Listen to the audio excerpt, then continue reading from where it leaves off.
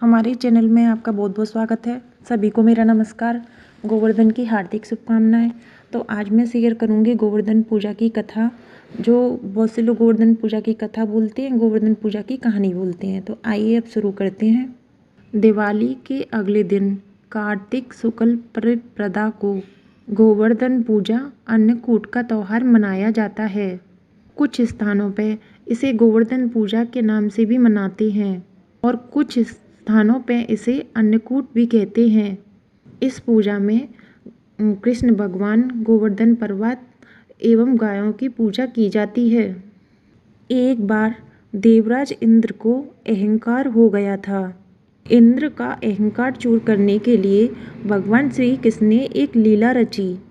श्री कृष्ण की इस लीला में उन्होंने देखा कि ब्रज में तरह तरह के मिष्ठान बन रहे हैं और सभी किसी पूजा की तैयारी में जुटे हुए हैं।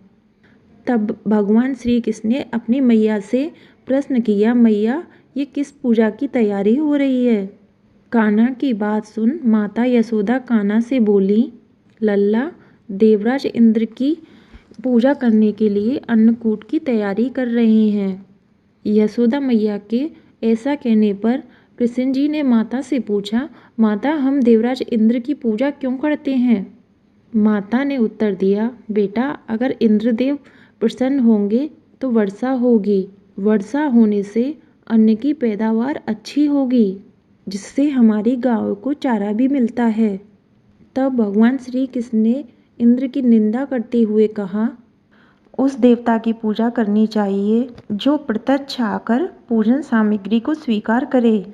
श्री कृष्ण की ऐसी बात सुनकर माता यशोदा के पास बैठी हुई गोपियों ने कहा कि कोटि कोटि के देवताओं की इस तरह निंदा नहीं करनी चाहिए। तब श्री कृष्ण बोले कि इंद्र में क्या शक्ति है जो पानी बरसाकर हमारी सहायता करेगा? इंद्र से सुंदर और भाग्यशाली तो हमारा गोवर्धन पर्वत है, जो वर्षा का मूल कारण है। हम सबको गोवर्धन पर्वत की पूजा करनी चाहिए और तुम्हें भी करनी चाहिए और माता को भी करनी चाहिए, क्योंकि हमारी गायें वहीं पे चढ़ती हैं। इंद्रदेव तो कभी दर्शन भी नहीं देते। क्या तुमने इंद्रदेव को देखा है? और पूजा न करने पर इंद्रदेव क्रोधित भी हो जाते हैं। ऐसे अहंकारी की पूजा हमें नहीं करनी चाहिए। तब श्री कृष्ण की लीला में फंसकर सभी ब्रजवासियों ने गोवर्धन पर्वत की पूजा की। उसके बाद नंद जी ने बाल गोपिकाओं से एक सभा में श्री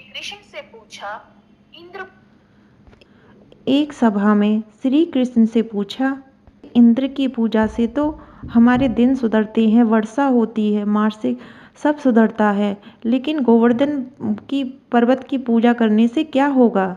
नंद जी के प्रश्न के उत्तर में श्री कृष्ण जी बोले, हमारी गायें गोवर्धन पर्वत पर चढ़ने जाती हैं। गोपिकाओं का सहारा गोवर्धन पर्वत है। श्री कृष्ण की बात सुनकर समस्त प्रमंडल बहुत प्रसन्न हुआ, प्रभावित हुए उनकी इस बात से। सभी लोग वहाँ पे बैठे हुए। वहाँ बात सुनकर सबने घर जाके पकवान बनाया और गोवर्धन पर्वत की तराई की और भगवान श्री कृष्ण द्वारा बताई गई पूजा विधि से गोवर्धन पर्वत की पूजा की।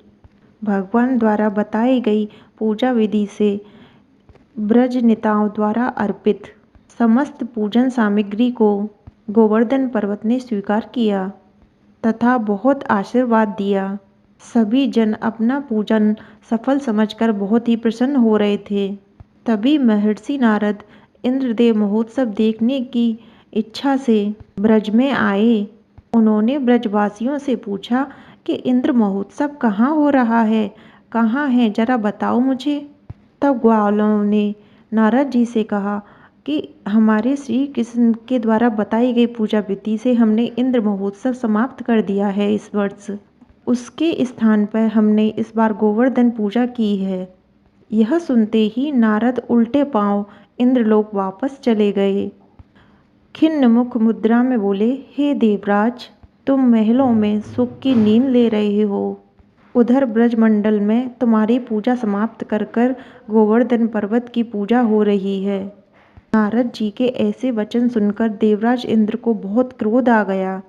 उन्होंने इसे अपना अपमान समझा। मूसलाधार वर्षा शुरू कर दी। उस भयानक वर्षा को देखकर ब्रजवासी घबरा गए और बहुत ही डर गए। तभी ब्रजवासी श्री कृष्ण की शरण में जाकर बोले, हे भगवान, इंद्र हमारी नगरी को डुबाना चाहता है। ऐसे ही बारिश हुई तो हमारी नगरी डूब जाएगी। अब हम क्या करें? श्री कृष्ण ने ब्रजवासियों को सांत्वना देते हुए कहा, आप सभी गोवर्धन पर्वत की शरण में चलो। चलो सब वहीं चलते हैं, वही हमारी रक्षा करेंगे। ऐसी बात सुनकर श्री कृष्ण की सभी ब्रजवासी अपने गांव को लेकर गोवर्धन पर्वत की तराई में पहुंच गए। श्री कृष्ण ने गोवर्धन पर्वत को अपनी कन्नी उंगली पर उठा लिया। श्री कृष्ण की इस लीला को देखकर इंद्रदेव और ज़्यादा क्रोधित हो गए। उन्होंने वर्षा का बहाव और तेज कर दिया। बहुत जोर जोर से बरसात होने लगी। श्री कृष्ण ने इंद्रदेव का अहंकार तोड़ने के लिए सुदर्शन चक्र से कहा, आप पर्वत के ऊपर रहकर वर्षा की गति को नियंत्रित करें। शेषनाग से कहा, आप मेढ़ बनकर पर्वत की तरफ आते हुए पानी को रोकें। इंद्र लगातार 7 दिन मूसलाधार बारिश करते रहे। 7 दिन गोपी गोपिकाएं गोवर्धन पर्वत की छाया में सुख शांति से रहे। भगवान की कृपा से उन सबको वर्षा से कोई भी नुकसान नहीं हुआ। एक छींटा तक भी उनको छू नहीं पाया। यह देखकर इंद्र आश्चर्यचकित हो गए। उन्हें बहुत ही आश्चर्य हुआ। तब इंद्र को विश्वास हुआ कि उनका मुकाबला करने वाला यह कोई आम इंसान नहीं हो सकता। वह ब्रह्मा जी के पास गए।